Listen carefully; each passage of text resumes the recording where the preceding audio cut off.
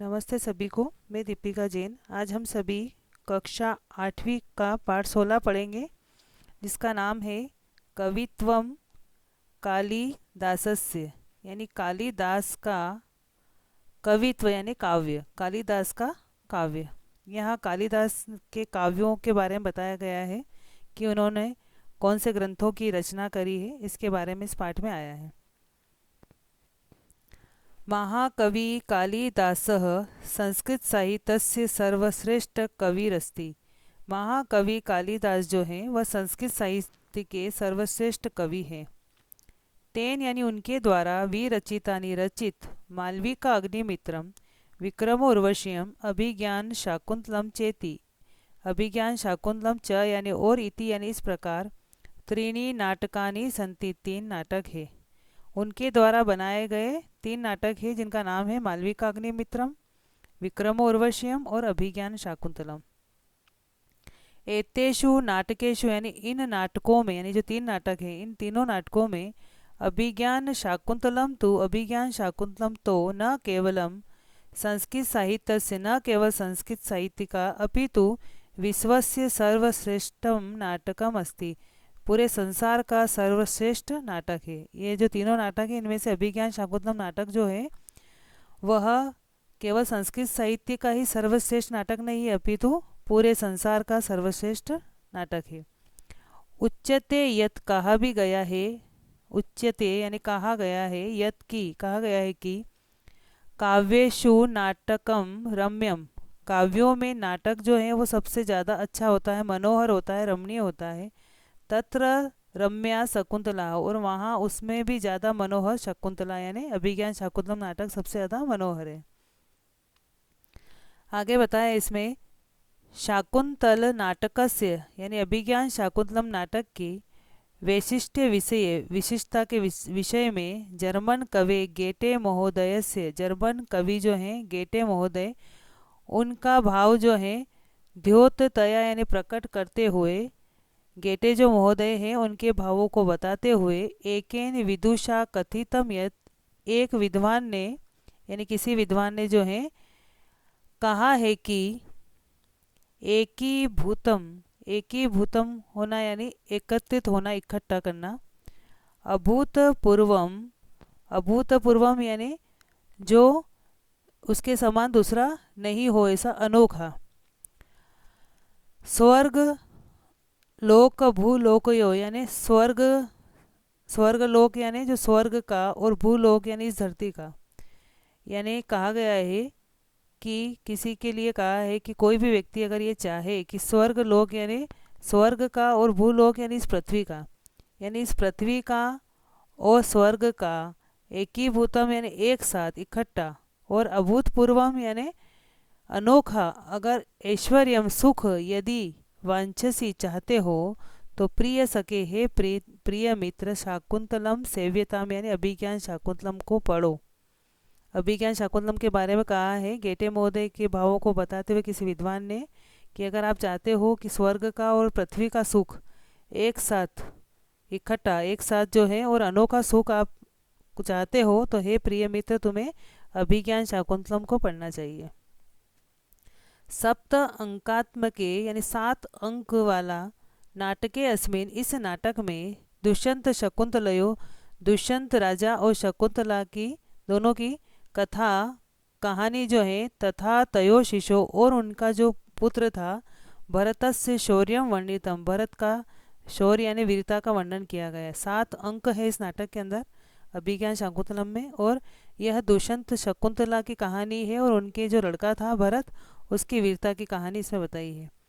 तस्य भरतस्य नामना एव, उस जो भरत था उनका शिशु, उस भरत के नाम से ही अस्माकं देशस्य नाम, हमारे देश का नाम भारतवर्षम इति प्रसिद्धम अस्ति, भारतवर्ष ये नाम प्रसिद्ध हुआ। यानी भारत का नाम भारत इसलिए पड़ा क्योंकि दुष्यंत शकुंतला का जो लड़का था भरत, उसके नाम से भारत नाम रखा गया। नाटके अस्मिन यानी इस नाटक में भरत वाक्य के माध्यमेन, भरत वाक्य के माध्यम से, यानी जब नाटक का जब आखिरी होता है तो उसको भरत वाक्य कहते हैं, तो यहाँ पर नाटक के भरत वाक्य में कहा गया है महाकवि कथयति, महाकवि कहते हैं कि, यानी जब ये नाटक खत्म होता है अभिज्ञान शाकुंतलम तो इस नाटक के अंत में कहा गया है, जिसको भरत वाक्य कहा जाता है। नाटक के अंत में कहा है, प्रवर्तताम प्रकृति हिताय पार्थिव सरस्वती श्रुति महती महीयताम। यानी राजा जो है पार्थिव, यानी जो राजा लोग हैं वह क्या करें, तो राजा, पार्थिव का मतलब होता है राजा जो है वह क्या करे, प्रवर्तताम, प्रवृत्त हो, किस चीज़ के लिए प्रवृत्त हो, प्रकृति हिता यानी प्रकृति के हित के लिए। प्रार्थना की गई इसमें कि राजा लोग क्या करें, इस पूरी प्रकृति के भले के लिए प्रवृत्त हो जाएं। राजा जो है सबके भले के लिए प्रवृत्त हो। और सरस्वती श्रुति, श्रुति का अर्थ होता है वेद, श्रुति यानी वेद स्वरूपा, जो महती यानी महान सरस्वती देवी है, वेद स्वरूपा जो महान सरस्वती देवी है, वह क्या करे, महीयताम यानी जो सत्य साहित्य है उसकी प्रतिष्ठा करे, अच्छे साहित्य की प्रतिष्ठा करें। यानी सरस्वती देवी ऐसी विराजमान हो कि वह अच्छे साहित्य की रचना करे, अच्छा साहित्य जो है बनाए, उसकी प्रतिष्ठा हो। और ममापि च मेरे भी शमयतु, क्षमा करे, क्या क्षमा करे, नील लोहित नीले और गाढ़े लाल वर्ण वाले, पुनर्भवम यानी पुनर्जन्म को, परिगत शक्तिर आत्मभू, आत्मभू कहा गया है शिवजी के लिए। आत्मभू यानी जो स्वयं उत्पन्न हुए हैं, खुद ही जिनका जन्म हुआ है। आत्मभू यानी स्वयं जन्म लेना, तो जो स्वयंभू है, अपने आप जन्मे है ऐसे। व्यापक, परिगत का मतलब होता है व्यापक, शक्ति यानी व्यापक शक्तिमान, जिनके पास बहुत सारी शक्तियां हैं, ऐसे शिवजी। तो यहाँ पर इसका अर्थ होगा, यहाँ से परिगत शक्ति यानी व्यापक शक्तिमान, स्वयं उत्पन्न, ये सब शिव के लिए कहा गया है कि जो व्यापक शक्तिमान है वो स्वयं उत्पन्न है। तो व्यापक शक्तिमान स्वयं उत्पन्न और नीले और गाढ़े लाल वर्ण वाले शिवजी जो हैं, ममापि मेरे भी पुनर्जन्म को नष्ट करें। इस प्रकार से इसमें कहा गया है कि शिव जो है वो मेरे पुनर्जन्म को नष्ट करें, बार बार जन्म नहीं लेना पड़े, ऐसा उन अभिज्ञान शाकुंतलम का भरत वाक्य है। आखिरी अंत में कहा गया है कि राजा लोग जो है सभी के भले के लिए, प्रकृति के भले के लिए प्रवृत्त हो, और वेद स्वरूपा जो सरस्वती, महान सरस्वती देवी है, वो अच्छे सत साहित्य की प्रतिष्ठा करे। और जो व्यापक शक्तिमान है वो स्वयं उत्पन्न नीले और गाढ़े लाल रंग वाले जो शिव है, वह मेरे भी पुनर्जन्म को नष्ट करे। इसके बाद उनका दूसरा नाटक था मालविका अग्निमित्र। मालविका अग्निमित्र नाटकम पंचात्मकम अस्ति, यानी मालविका अग्निमित्र जो है उसमें 5 अंक का नाटक है। अभिज्ञान शाकुंतलम में 7 अंक है और मालविका अग्निमित्र में 5 अंक है। अत्र मालविका अग्निमित्रयो कथा वर्णिता अस्ति, यहाँ पर क्या है, मालविका और अग्निमित्र दोनों की कहानी वर्णित है। विक्रम उर्वश्यम नाटके उर्वशी पुरोरुवयो कथा पंच अंकेशु वर्णिता। फिर तीसरा नाटक है उनका विक्रम उर्वश्यम। इस नाटक के अंदर उर्वशी और पुरुरुवा जो राजा है उनकी कहानी है 5 अंकों में। तो अभिज्ञान शाकुंतलम में 7 अंक है, मालविका अग्निमित्र में 5, विक्रम उर्वश्यम में भी 5। अस्मिन नाटक है, इस नाटक में जो विक्रम उर्वश्यम नाटक है, इस नाटक में भरत वाक्य माध्यम, भरत वाक्य के माध्यम से कामयते कवियत, कामना की गई है कि, अब ये विक्रम उर्वश्यम का भरत वाक्य है, सर्वस्तरतु दुर्गानी, यानी सभी जो हैं, दुर्गानी का मतलब होता है उनके जो कष्ट हैं, तकलीफ़ें हैं, वह क्या हो, सभी की तकलीफ़ें जो हैं वह तरतु यानी पार हो जाए। जितने भी लोग हैं उन सबकी तकलीफ़ें जो हैं वह क्या हो, पार हो जाए। तो सभी क्या करें, कष्टों को पार करें, दुर्गानी यानी कष्ट तकलीफ को पार करें। सर्व तरतु दुर्गानी, सभी कष्टों को पार करें। सर्वो भद्राणी पश्यतु, और सभी क्या करें, भद्राणी यानी कल्याण को, पश्यतु, पश्यतु का अर्थ होता है यहाँ पर देखें, सभी क्या करें, कल्याण को देखें। सर्वः कामान अवाप्नतु, यानी सभी की कामना जो है, इच्छाएं जो है वो क्या हो, पूर्ण हो, सभी की इच्छाएं पूरी हो। सर्व सर्वत्र नदंतु, और सब जगह जो है वो क्या हो, सर्वत यानी सभी जगह सब लोग जो हैं आनंद को प्राप्त करें। इसके बाद में 3 नाटक के बाद में उन्होंने 2 महाकाव्यों की रचना करी जिनके नाम है तस्य, यानी उनके द्वारा कुमार संभवम, कुमार संभव, रघुवंशम चेती, रघुवंश, ये 2 नाम दिए गए हैं, कुमार संभव और रघुवंशम। उनके जो हैं कुमार संभव और रघुवंशम, ये 2 नाटक 2 महाकाव्य प्रसिद्ध हैं। 3 नाटक थे और 2 महाकाव्य हैं। तो कुमार संभव और रघुवंश ये 2 महाकाव्य हैं। कुमार संभव महाकाव्य, कुमार संभव जो महाकाव्य है इसमें सप्तदश सर्गेषु, सप्त यानी 7, 10 यानी 10, 10 और 7 17, 17 सर्गों में स्वामी कार्तिकेय से, स्वामी कार्तिकेय के अवतार कथा, स्वामी कार्तिकेय जो है उनके अवतार की कथा, तारकासुरस्य वध वृत्तांतश्च, तारकासुर को किस प्रकार से उन्होंने मारा यह वृत्तांत इसमें बताया गया है। कुमार संभव जो महाकाव्य है कालिदास का, उसमें 17 सर्ग है और उसमें कार्तिकेय जो शिव के पुत्र है कार्तिकेय, उनके अवतार की कहानी और उन्होंने तारकासुर का वध कैसे किया इसके बारे में बताया है। रघुवंश महाकाव्य नवदससु, फिर इनका रघुवंश महाकाव्य इसमें नवदस यानी 9 और 10 यानी 19 सर्गेशु यानी 19 सर्गों में रघुवंशिया नाम जो राजा रघु जो थे उनके वंश के पराक्रम वर्णनम, पराक्रमी राजाओं का वर्णन तथा तेषाम उदात चरित्र निरूपण, और उनके उदार चरित्र का निरूपण तेन कृतम उनके द्वारा किया गया है। रघुवंश महाकाव्य में 19 सर्ग हैं और इसमें रघुवंशी जो राजा हैं उनके पराक्रम का वर्णन किया गया, उनकी वीरता का वर्णन और उनका उदार चरित्र के बारे में इसमें उनके द्वारा वर्णन किया गया है। इसके बाद में उन्होंने 2 खंड काव्य लिखे थे। तेन मेघदूतम, उनके द्वारा जो है मेघदूत, ऋतुसंहारम च और ऋतुसंहार, 2 खंड काव्य विरचिते, 2 खंड काव्य की रचना की गई। मेघदूते पूर्व मेघ उत्तर मेघश्चेति 2 भागौ स्थ, मेघदूत जो उनका खंड काव्य हो उसके अंदर 2 भाग है। मेघदूत जो था किताब उनकी उसमें 2 भाग बताए हैं, एक तो पूर्व मेघ और दूसरा उत्तर मेघ।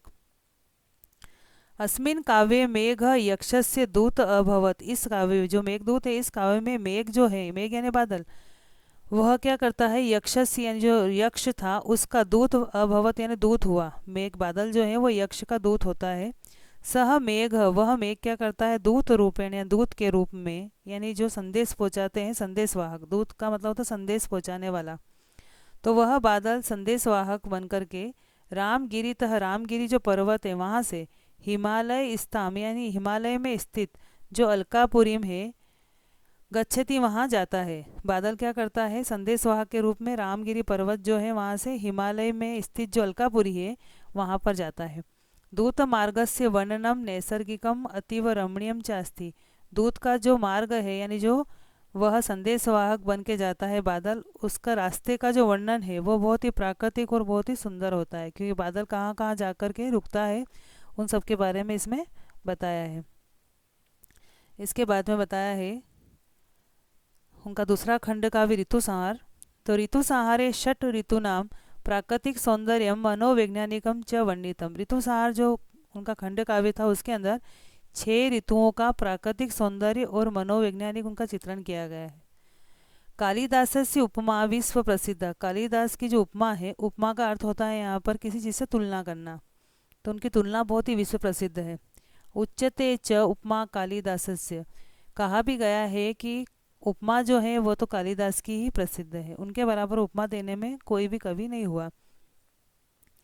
कथा वर्णने चरित्र चित्रणे च स प्रवीण, कहानी कहने में और चरित्र चित्रण करना यानी जो उनकी कहानी के पात्र होते थे उनके बारे में बताने में वो बहुत ही कुशल थे। तस्य वर्णन शैली सरसा सरला, उनकी जो वर्णन शैली थी यानी जो उन्होंने जिस भी पात्र के बारे में बताया तो उनकी जो वर्णन शैली थी, कहने का जो तरीका था वो बहुत ही सरस यानी बहुत ही अच्छा, जिसको सुन कर के अच्छा लगे, और बहुत ही सरल, परिष्कृता च अस्ति और बहुत ही शुद्ध था। तस्य भाषा भावानुगामिनी, उनकी भाषा जो है वो भाव का अनुगमन करने वाली थी, यानी जो वो कहना चाहते थे वो सारा भाव उनकी भाषा में दिखाई देता था। भार्या विद्योतमा तस्य परोक्ष प्रेरिका आसीत, भार्या यानी उनकी जो पत्नी है विद्योतमा, वह उनकी अप्रत्यक्ष रूप से उनकी प्रेरिका थी, यानी अप्रत्यक्ष रूप से वो उनका साथ देती थी। परंतु यह कालिदास परवर्ती साहित्य उपासका नाम, जो बाद में जो साहित्य की उपासना करने वाले लोग थे उनके लिए कवि कुलगुरु अस्थि, उनके लिए कुलगुरु बने ये। तो बाद में जो साहित्य के रचनाकार थे उनके गुरु कहलाए। कालिदासस्य ग्रंथा नाम अनुवाद, कालिदास के ग्रंथों का जो अनुवाद है, प्राय विश्वस्य सर्वासु भाषासु संजातः, प्राय संसार की सभी भाषाओं में हुआ। यानी कालिदास के द्वारा जो भी ग्रंथ लिखे गए हैं उनका अनुवाद जो है अधिकतर संसार में जितनी भी सभी भाषाएं हैं उन सब में उनका अनुवाद हुआ। उज्जैनी तस्य जन्म स्थली इति, उज्जैनी उनकी जन्म स्थली है, ऐसा मानते हैं कि उज्जैनी में उनका जन्म हुआ। किंचित अन्य विदर्भमपि, पर कुछ अन्य विद्वान जो है उनको विदर्भ का मानते हैं, विदर्भ यानी महाराष्ट्र का। क्यों मानते हैं? क्योंकि उन्होंने अपने जो ग्रंथ थे उसमें वैदर्भी रीति का प्रयोग किया है, इस कारण से ऐसा मानते हैं कि उनका जन्म शायद महाराष्ट्र का हो। तो वैदर्भी रीति तर्केण, वैदर्भी रीति के कारण ऐसा मानते हैं। और दूसरा तर्क ये भी है कि मेघदूत प्रमाणेन च, मेघदूत का भी प्रमाण यानी मेघदूत के अंदर भी उन्होंने महाराष्ट्र का वर्णन किया है, इस कारण से ऐसा मानते हैं कि वो विदर्भ के होंगे। अद्यापि उज्जैनियाम, आज भी जो उज्जैनी है उसके अंदर अन्यत्र च, और दूसरी जगह भी प्रतिवर्ष देव प्रबोधिन्याम, देव प्रबोधनी जो तिथि होती है यानी देव उठनी 11, तो देव प्रबोधनी तिथि को कालिदास महोत्सव विशिष्ट रूपेण आयोजित, कालिदास महोत्सव विशिष्ट रूप में मनाया जाता है। यतः तस्य मेघदूते, ऐसा कहते हैं कि उनका जो मेघदूत जो ग्रंथ था, तो उस मेघदूत जो ग्रंथ है उसके अंदर जो यक्ष था उसको अपने शाप से मुक्ति, शाप मोक्ष यानी शाप से मुक्ति जो है देव प्रबोधन्याम एव जात, देव प्रबोधनी तिथि को ही उनकी मुक्ति हुई थी, इस कारण से कालिदास महोत्सव मनाया जाता है।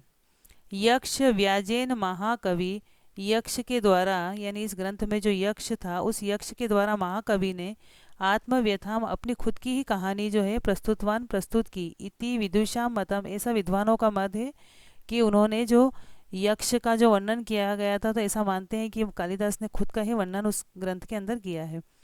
अतः देव प्रबोधनी तिथि, इसलिए देव प्रबोधनी तिथि जो है वो महाकवि उत्सव दिवस न तो जन्म दिवस, इसलिए देव प्रबोधनी तिथि जो है वह महाकवि का उत्सव दिवस है, न कि जन्म दिवस है।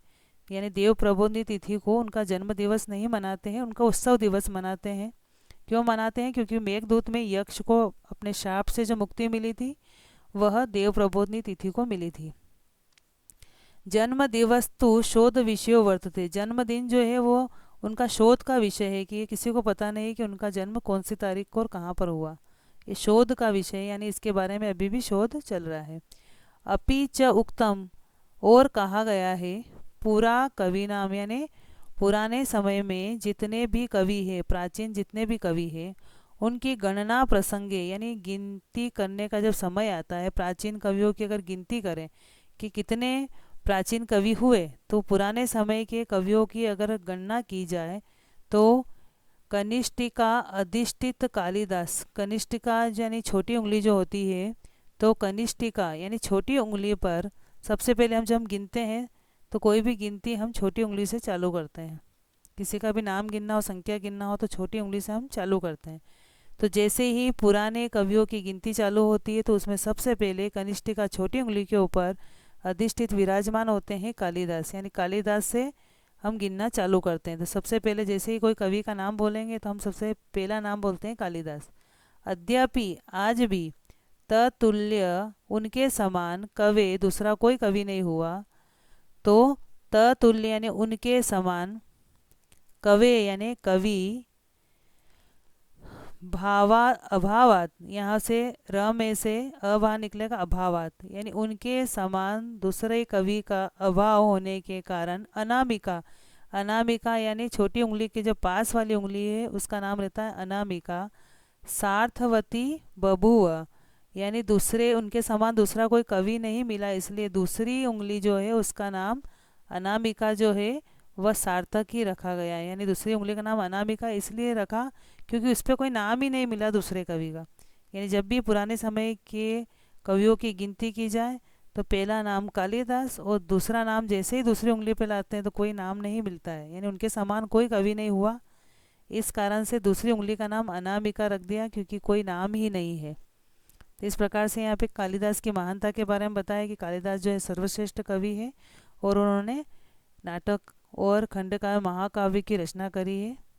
इस प्रकार से आप वीडियो के माध्यम से इसका हिंदी अनुवाद करने की कोशिश करें। धन्यवाद।